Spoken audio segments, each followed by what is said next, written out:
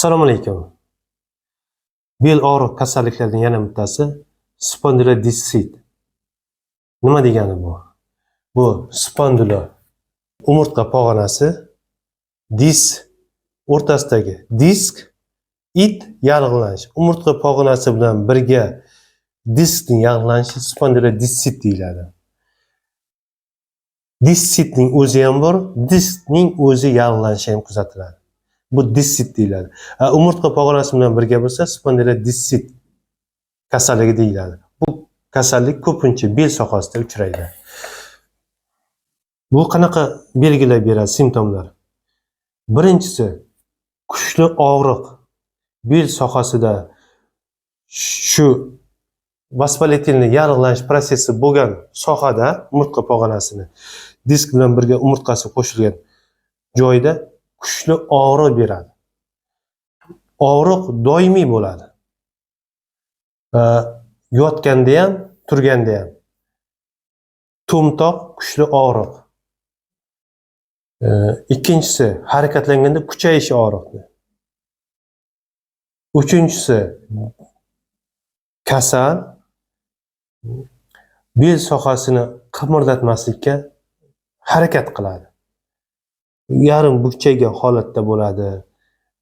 Qaddini to'liq tikmaslikka harakat qiladi va biron burilish kerak bo'lsa, tanasi bilan buriladi. Umuman bel sohasini qimirlatmaslikka bemor harakat qiladi. Agar infeksion spondilodissit bo'lsa, tana haroratini ko'tarishini kuzatishimiz mumkin. Bu kasallikda bitta testi bor, shu testini ko'rsataman. Spondilodissitni testida umurtqa pog'onasida disk bilan umurtqalar og'riq bo'lgani uchun umurtqani o'zini paypaslab yoki pastdan baland qarab ozgina talchoq berib urib ko'ramiz. Shunda zararlangan umurtqa bilan disk sohasi kelganda kuchli og'riq beradi. Og'riq emas, kuchli og'riq beradi. Va yana spondilodissit bo'lganda yo'talganda yoki aksirganda og'riq kuchli beradi. Spondilodissit nima sababdan kelib chiqadi? Birinchisi infeksion sabablardan, ya'ni stafilokokk infeksiyasidan zararlanishi mumkin. Keyin tuberkulyozni spondilodissit bo'lishi mumkin. Ikkinchisi travmalar natijasida kelib chiqishi mumkin.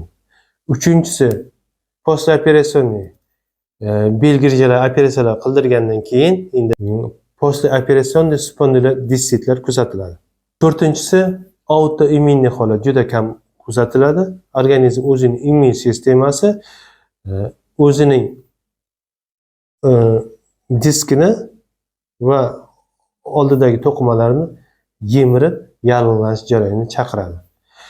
Buni aniqlashimizda laboratoriya tahlillarda agar infeksionni bo'lsa, umumiy qon tahlilida leykositoz, soy oshishi mumkin, C-reaktiv belok oshadi. Asosiy tekshirishlardan, instrumental tekshirishlardan MRT bo'ladi. MRTda modik bo'yicha tekshirganimizda umurtqa pog'onasini shu bel sohasini oladigan bo'lsak, disk bilan ikkita umurtqa orasida qo'shilgan joylarni qoramtir bo'lib belgi beradi. Qoramtir yallig'lanish jarayonini ko'rsatgan vaspolitilniy proses bo'lgan sohani belgilarni qoramtir qilib ko'rsatishi mumkin. Va yana modik bo'yicha ko'rganda disk o'zi normada 10 mm gacha bo'ladi. 10-11 mm gacha bo'ladi bel umurtqasining diskini uyg'onligi. Vaspolitilniy proses bo'lgandan keyin, spondilodissit bo'lgandan keyin disk nisbatan suyuqlik yig'ib shishadi. 14-15 mm gacha kattalashganini ko'rishimiz mumkin. Rentgen tekshirishlarda bu 3-4 haftalardan keyin rentgenologik tekshirishda belgilarni aniqlashimiz mumkin. Eng yaxshi tekshirish usuli bu MRT tekshirish usuli hisoblanadi. Davosiga keladigan bo'lsak, birinchi o'rinda bemor qimirlamasdan yotish. Ikkinchisi og'riq qoldiruvchilar, NPVSlar, tenaskam, eterokoksib, ketanal, deklaberul. Uchinchisi miya relaksantlar, Medakalm.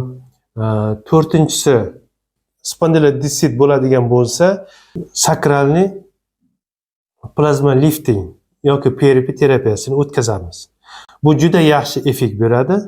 3 ta seans o'tkazgandan keyin bemorlar og'riqlari juda qolib 80-90% gacha bemor bemalol yura oladigan bo'ladi. Asosiy davolash metodlaridan bittasi PRP terapiya hisoblanadi. Va yana korset taqib yurish и antibiotik terapiya. Antibiotiklardan asosan suyakka yaxshi ta'sir qiluvchi antibiotiklardan probadan keyin vancomycin, cefepime, avactal va immun sistemasini ko'taruvchi preparatlar, polexidoniy, umurtqa pog'onasida qon aylanishini yaxshilovchi Trental 100 ta fiz bilan sekin kapit qilib umurtqa pog'onasi atrofida qon aylanishini yaxshilovchi preparatlar va shishlarni olishi uchun ellizin esinat preparatlarni qo'llashimiz mumkin va yotoq rejimi 3 haftagacha o'rtacha yotoq rejimini olib borish. Keyin shu bel sohasida ultrafarez, UVC, massaj va bel sohasida mushaklarini tonusini oshiruvchi, quvvatlovchi mashqlarimizni o'tkazishimiz kerak bo'ladi. Spondilolistit ko'pchilik hollarda 70-80% gacha asorat bermay yaxshi bo'lib ketadi. Ertaroq murojaat qilsa, asorat beradigan bo'lganda asoratlari yiringli prosesda kuzatilishi mumkin. Buni keyin xirurgik yo'l bilan davolash choralarini ko'rish kerak bo'ladi. Qisqacha mana shular haqida aytmoqchi edim. Savollaringiz bo'lsa, kommentariyada qoldirishingiz mumkin. Sog' bo'lingizlar.